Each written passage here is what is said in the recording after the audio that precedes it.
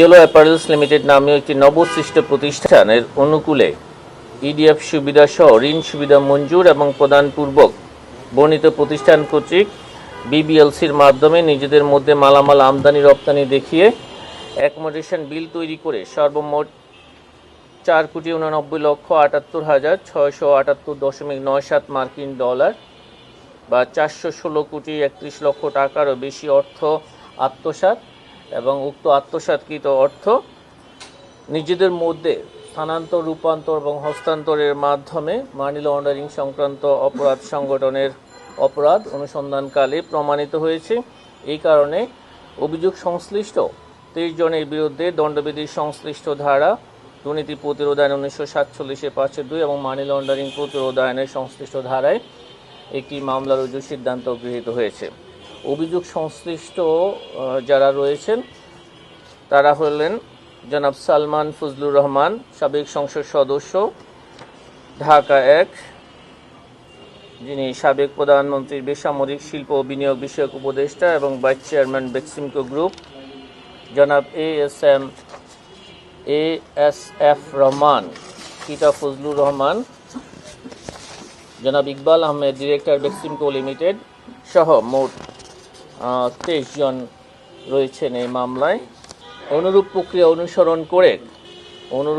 অনুসরণ করে প্রতারণা ও জালিয়াতির মাধ্যমে জনতা ব্যাংক লোকাল অফিস ঢাকার পিঙ্ক মেটার লিমিটেড নামীয় একটি প্রতিষ্ঠানের অনুকূলে ইডিএফ সুবিধা সহ ঋণ সুবিধা মঞ্জুর এবং প্রদানপূর্বক বর্ণিত প্রতিষ্ঠানের মধ্যে নিজেদের মধ্যে মালামাল আমদানি রপ্তানি দেখিয়ে একই প্রক্রিয়ায় 79,450,, আমি একটু অর্থটা একটু এখানে আছে, আমি এটা বাংলাদেশি সমপরিমাণ যে অর্থের কথা এখানে বলেছে সেটা 675,32,93,614.35 টাকা আত্মসাৎ পূর্বক উক্ত অর্থ হস্তান্তর, স্থানান্তর এবং রূপান্তরের মাধ্যমে মানি লন্ডারিং সংক্রান্ত অপরাধ অনুসন্ধানকালে প্রমাণিত হয়েছে। এই কারণে অভিযোগ সংশ্লিষ্ট 20 জনের বিরুদ্ধে দণ্ডবিধির সংশ্লিষ্ট ধারা দুর্নীতি প্রতিরোধ আইন 1947 এবং মানি লন্ডারিং প্রতিরোধ আইন 2012 এর সংশ্লিষ্ট ধারায় আরও একটি মামলা রুজুর সিদ্ধান্ত গৃহীত হয়েছে। এই মামলায়ও যারা আসামি রয়েছেন তাদের অধিকাংশই বেক্সিমকো গ্রুপের সাথে সম্পৃক্ত এবং যারা বিভিন্ন প্রতিষ্ঠানের এখানে বেক্সিমকো গ্রুপ যে সমস্ত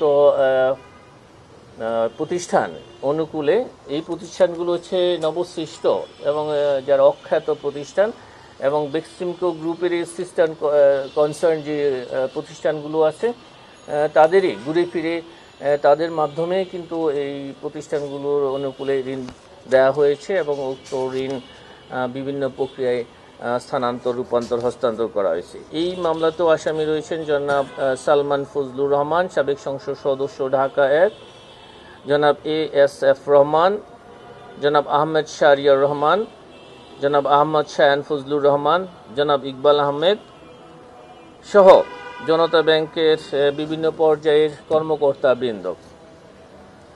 তো একই প্রক্রিয়া অনুসরণ করে আরও 2টি মামলা রুজু করা হয়েছে। বর্ণিত 4টি মামলায় আত্মসাৎকৃত অর্থের পরিমাণ হচ্ছে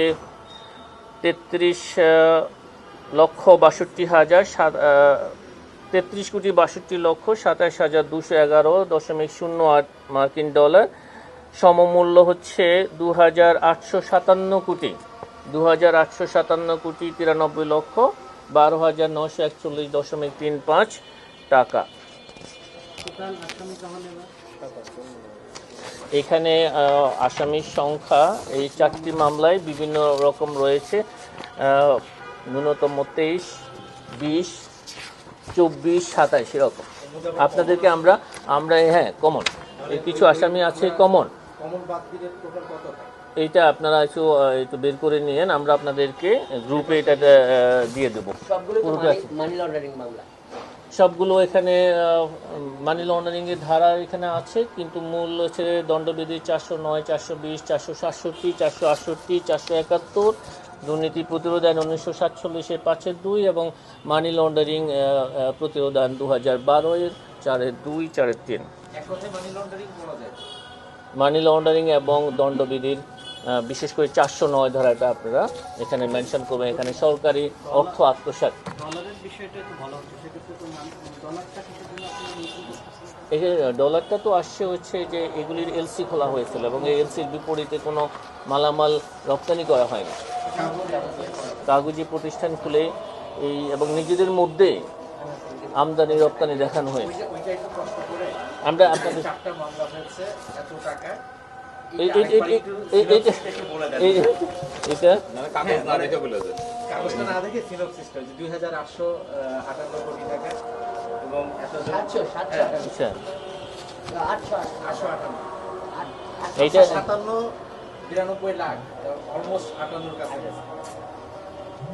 আচ্ছা, আমরা একটু যদি এটাকে যদি আমরা সামারাইজ করি তাহলে ব্যাপারটা হচ্ছে এরকম যে ক্ষমতার অপব্যবহারপূর্বক পরস্পর যোগসাজশে প্রতারণা ও জালিয়াতির মাধ্যমে জনতা ব্যাংক লোকাল অফিস থেকে বেক্সিমকো গ্রুপের বিভিন্ন প্রতিষ্ঠানের অনুকূলে ঋণ গ্রহণপূর্বক আত্মসাৎ এবং উক্ত আত্মসাৎকৃত অর্থ স্থানান্তর, রূপান্তর এবং হস্তান্তরের মাধ্যমে এগুলি যে মানি লন্ডারিংয়ের যে সম্পৃক্ত অপরাধ, সেই সম্পৃক্ত অপরাধ সংগঠনের প্রমাণিত হয়। অনুসন্ধানকালে সেই অপরাধ প্রমাণিত হয়েছে। এই কারণে বেক্সিমকো গ্রুপ, জনতা ব্যাংক এবং অন্যান্য যে সিস্টার কনসার্ন সেই মালিক প্রতিষ্ঠানে যারা স্বত্বাধিকারী রয়েছেন তাদের সকলের বিরুদ্ধে 4টি মামলা রুজু করা হয়েছে। এই 4টি মামলায় আত্মসাৎকৃত অর্থের পরিমাণ হচ্ছে 2,857,93,12,941.35 কোটি টাকা।